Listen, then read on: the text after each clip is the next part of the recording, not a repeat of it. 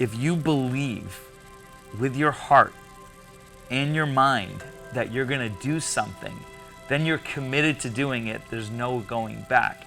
And that's why we frivolously don't set world records for our ego, but something along the line of the magnitude of your purpose has to happen for you to be inspired and then motivated to do something like the feats that we've done. It's not just what you think, but it's what you believe in your purpose. You have to tie it to your purpose of why you're here. And Mark Twain said a quote that really resonates with me. The two most important days of your life are the day that you were born and the day you find out why. Hi, I'm Angelo Rossetti. Hi, I'm Ettore Rossetti. We're identical twin brothers. And we've been playing racket sports for 50 years. So we got started with racket sports, specifically table tennis and tennis at around age 5. We would go to the north end of Hamden, where our grandfather lived. His name was Austin Cofrancesco. He was a carpenter and a farmer, and he hand-built a table tennis, or otherwise known as ping pong table, in the basement and painted it. And every Sunday, I remember always looking forward to playing with my brother and playing as many games of table tennis as possible. And I remember it getting pretty competitive. Our uncle at the time was really into it. And I remember him being in a Sunday suit, literally diving on the cement floor, trying to, beat us when we were 5. So. And then the next evolution was proper tennis at a field called Legion Field. And our parents would put us in the swings, and we would be swinging and watching them, and they would be playing with wood rackets, my mom versus my dad. But that's how we observationally learned the sport of tennis, through our parents' passion for the sport. Still to this day, we watch major championships with our dad. In addition to our participatory sport, first it was a spectator sport, and we watched and learned. Tennis is learned visually more than it is cognitively, and that's how we improved, by watching the pros and watching our friends. And then our best friend had encouraged us to try out for the high school team. We then got the bug for tennis and played every day that summer, the summer before our junior year. Yeah, and I ended up playing number 3 singles behind Rob Oppenheim and Mike Ryan as a walk-on junior, which was pretty tough. And my brother played number 5 singles, and then we played doubles together in the state championship. So to challenge myself, I took honors engineering, and the first 2 years, since chemistry labs were Tuesdays and Thursdays at 3 p.m., that was the same time as tennis tryouts and practices. So I remember on Monday, Wednesdays, and Fridays going to the practices and watching behind the fence, thinking to myself that I was good enough to make the team. So my brother and I ended up playing intramurals, or basically club tennis for UConn, in both singles and doubles, and winning the first 2 years before I made the team as a junior walk-on. We walked on to the Hamden High School tennis team together. We played all summer with the inspiration from our best friend Rob. But where our careers diverged was in college at UConn. We both attempted to walk on to the UConn varsity tennis team as juniors, and I was the very last cut. So that is where I became more of the sports marketer, and Angelo became more of the athlete. That is a pivotal moment in our twindom career, because while Angelo was traveling with the team and going to the Big East Championships in tennis, I was doing sports marketing. I started the UConn Student Sports Marketing Club, became a faculty advisor after I graduated, but I really missed playing tennis. So I played tennis. Then when I was at West Point after UConn in the Eastern Division, Angelo was playing in the Connecticut Division, but we couldn't play together. We were in different divisions. And that being apart, I was lonely and unhappy after 2 years. We rejoined each other and have since set 4 Guinness World Records together. Then we fast forward, and Unfortunately, our tennis mentor, Scott Wilson, had passed away at the young age of 42 of ALS, Lou Gehrig's disease, and he was one of the first USBTA professionals to believe in us and say that you could make something of this sport, you know, whether it's to turn pro or become #1 in New England in men's open doubles, which we eventually did. And when he passed away, we were lost for about a year. When you have that support piece there, that support person in your life that's not there anymore. But then one day my brother was getting his car washed and there was a Guinness Book of World Records there, and he called me and said, I got a great idea to honor Scott. And at the same time we said, set a world record in his honor. And so we attempted that in 2007, and we failed twice in 2007, although we did set the US record for the longest tennis rally, which was 19,490 consecutive shots, ending at 5:09 a.m. when I basically fell asleep with a long blink. When I was hitting my forehand, I misjudged the ball and I hit it into the top of the net. And so there I made a vow, I made a pact to myself that when I was doing something of that magnitude, honoring someone's legacy, that I wouldn't miss. And now fast forward, 4 attempts, we're 4 for 4 for world records and over 80,000 shots in both tennis and pickleball without a miss. 2 tennis world records and now 2 pickleball world records. In 2008, that's when we set our first Guinness World Record for the longest tennis rally. It took 14 hours and 31 minutes hitting this same shot. It was 25,944 consecutive strokes, 25,942 forehands, 1 serve by Angelo, and 1 inadvertent backhand by me, because Angelo, about 10,000 shots in, which in Guinness World Records parlance is the point of no return, he yells out, "I'm hungry." I said, okay, let's go through our ritual. Count down, 5, 4, 3, 2, 1, proceed to lob a few times back and forth so he can grab a power bar with his left hand and take a munch on it. When he recalibrated his arc for the trajectory, he overcompensated and hit a ball into the let cord. And for a moment it paused, and that seemed like eternity. If it fell over to his side, our dreams would be smashed. It would be the 3rd failure. But instead, it fell over to my side. I sprinted up from the baseline, saved the shot, hit it back, and I proclaimed, "There shall be no more eating," and there wasn't. I remember the adjudicator came over from Europe for Guinness World Records to certify the attempt, and we knew we had the record in hand, and we kept going, but my brother was cramping at the time. So there was several hundred people there cheering us on, trying to have us go as far as we can go. And my brother said, well, I'll continue even though I'm cramping if, Angelo, you hit the ball right to me. So I knew for about 2,500 shots, I hit my forehand right to my brother so he didn't have to move at all, which in and of itself was a feat after doing it for over 14 hours. And then at 2 minutes before midnight, our clocks had said midnight, so we were going to stop. And then the adjudicator bellowed out, according to the world clock, it's 11:58 p.m. So then I replied, okay, we'll rally for 2 more minutes. And just to add another minute, we rallied for 3 more minutes till a minute past midnight. That world record spanned over 2 days, which I think in and of itself is amazing. And there's now a display that we're honored in the International Tennis Hall of Fame in Newport, Rhode Island, next to the Roger Federer hologram. What is significant about the numbers is the previous record, before we broke it, the longest tennis rally record, was held by 2 Brits, and the number was 26,696. And in fact, when we endeavored to set the record, we thought the record was just over 17,000 strokes by 2 Americans. So we took a deep breath and said, we think it's still doable.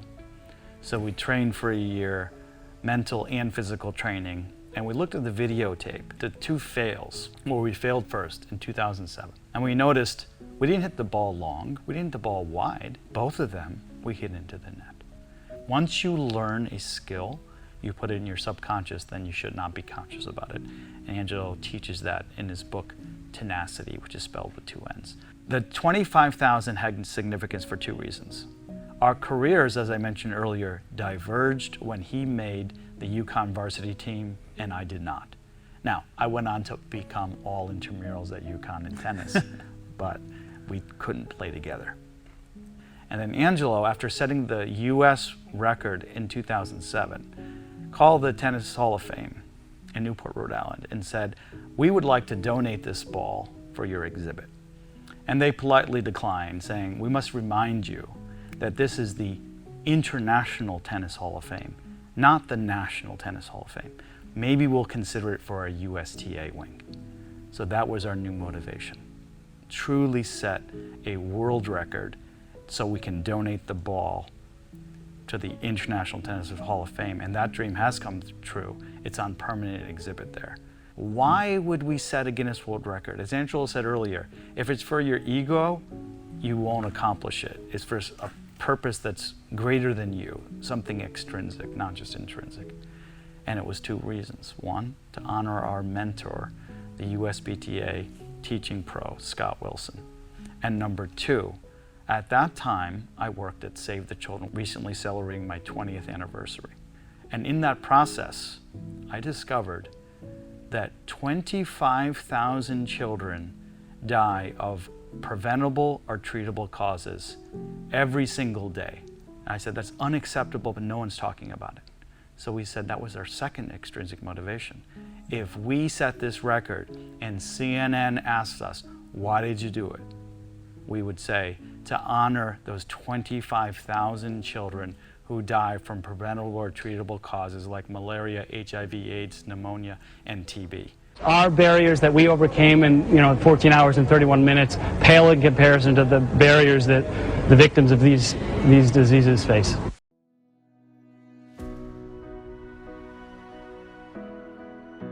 Our second world record in tennis was the longest tennis volley rally, and that was 30,576 volleys without a bounce, and that took 5 hours and 28 minutes. And we did that on August 8th of 2015, which happened to be Roger Federer's birthday, and that made the book in 2017, the Guinness World Records. People ask, well, why, if you set it in 2008, is it in the 2010 edition, and the 2015 is in the 2017 edition? But that's because right around August it goes to print. So if you set a world record in August, the earliest it can be is 2 editions later. So that is why that had happened. And just like the USPTA is evolving into the RSPA, our Guinness World Records have evolved from the sport of tennis to the sport of pickleball. So in 2021, Angelo came up with the crazy idea of let's set a Guinness World Record for the longest pickleball rally.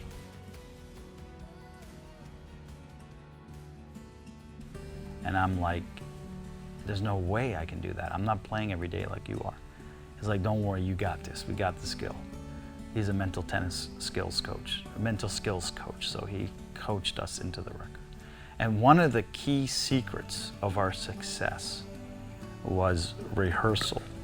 Not only the physical rehearsal, but the mental rehearsal. So I curated a playlist of songs that had the exact drum tempo that we had to maintain for the volley rally record, and in this case for the pickleball rally record. So I took that playlist from 2015 when we achieved the world's longest tennis volley rally, and we tweaked it a little bit and came up with a playlist. And then on the night before, on Saturday night, the night before October 10th, 2021, which is World Mental Health Day, I realized that the battery life of the AirPods wouldn't be long enough potentially. So I ran to Best Buy before they closed because the new AirPods Pro had come out, which had a longer battery life. So we got the new AirPods, we listened to the playlist, and I had the left AirPod, he had the right one. So not only were we in sync because of our twinacity, I guess, but we also were in sync because we were listening to the same songs at the same time. We have this pattern that we have started setting world records for charity, and we started that in 2006 when we came up with the idea to do these things. An innovation. And so that was innovative at the time. But rather than just start with volleys or rallies and drop feed, we wanted to make it more real. So we've always started with me serving since I was born first, my brother returning, 10 minutes later, returning, no. and then we continue until we know we have the record in hand, and then, no pun intended, I catch the ball after we know we have the record to respect the record and to kind of leave it there because records are meant to be broken. And that way also we don't one-up each other because now we have the identical number of strokes because we're identical twins. And I think that's something kind of neat.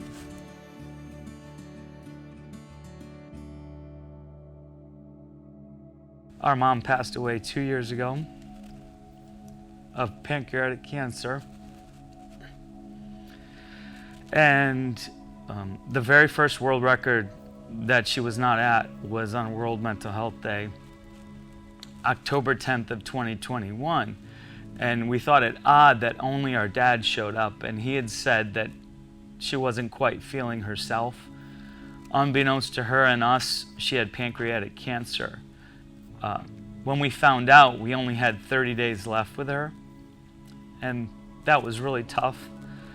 Because when you have someone that's been there for you, that supports you, and they're no longer there, you know, it's really tough. You feel lost. I submitted the application for the longest pickleball volley rally. It doesn't exist. We're going to be the first ones to set it. And it's scary because at that moment you're making a commitment with your purpose, with something that is so precious to you. And, you know, I knew two things for sure. One, that I love my mom, and two, that we were going to set a record on August 17th of 2024, 3 days before her birthday. And that record came true, and that became our fourth Guinness World Record in her honor, and also to raise money and awareness for Save the Children. And so obviously we had the extrinsic motivation to set a fourth Guinness World Record, the story in our mom's honor, and that's why we're wearing these custom wristbands, which is a flannel shirt that she used to wear. We cut them into wristbands and we wear them. And I have a Save the Children wristband on my right wrist, and these were the two reasons why. I'm wearing these colorful socks. These are in honor of not only our mom, but Hank Green. Hank Green, as I mentioned, at Save the Children. Hank and his brother John, you may know them as YouTubers. They're also both authors. And they created something called the Project for Awesome. And for more than 15 years, Save the Children has been a beneficiary of Project for Awesome. A live stream on YouTube that goes for 48 hours, and the brothers invite guests and they raise money for causes that they care about, including Save the Children. Well, last year Hank was diagnosed with cancer. Thank goodness he has not only survived, but it's in remission. And he created these cancer socks to raise funds and awareness for his cause, and that's why we wore these socks during our latest Guinness World Record for the longest pickleball volley rally, in his honor and in honor of our mom.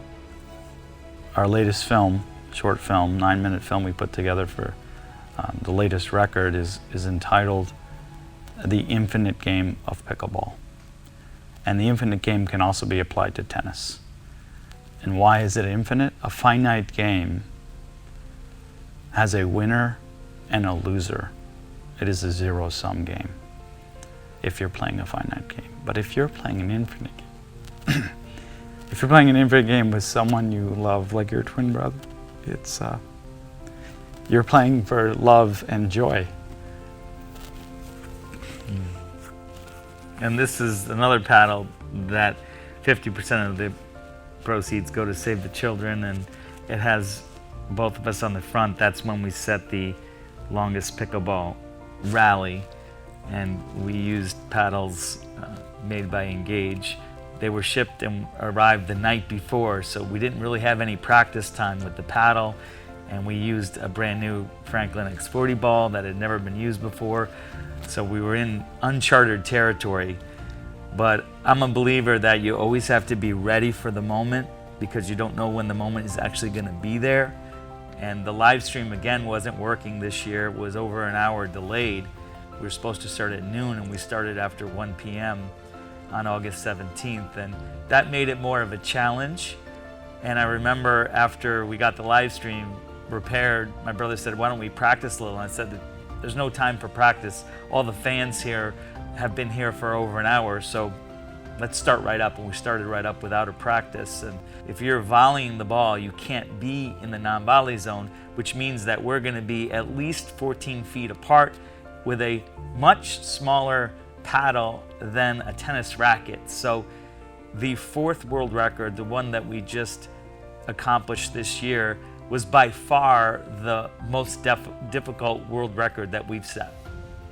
And I would say, back to the infinite game, you play an infinite game because of love and joy, and you don't want it to end. So by Angelo symbolically catching the ball during our world record attempts, the rally continues, and it continues in the honor of her mom and Scott Wilson and all those children who don't have enough to eat every day, for example. This is an acronym I came up with, and it's called EAGLES with a silent F. And your 7 controllables are your effort, your attitude, your gratitude, your learning, your enjoyment, your sportsmanship, and then freely, or playing freely. And that's something that I kept in the back of my mind when we set our latest world record.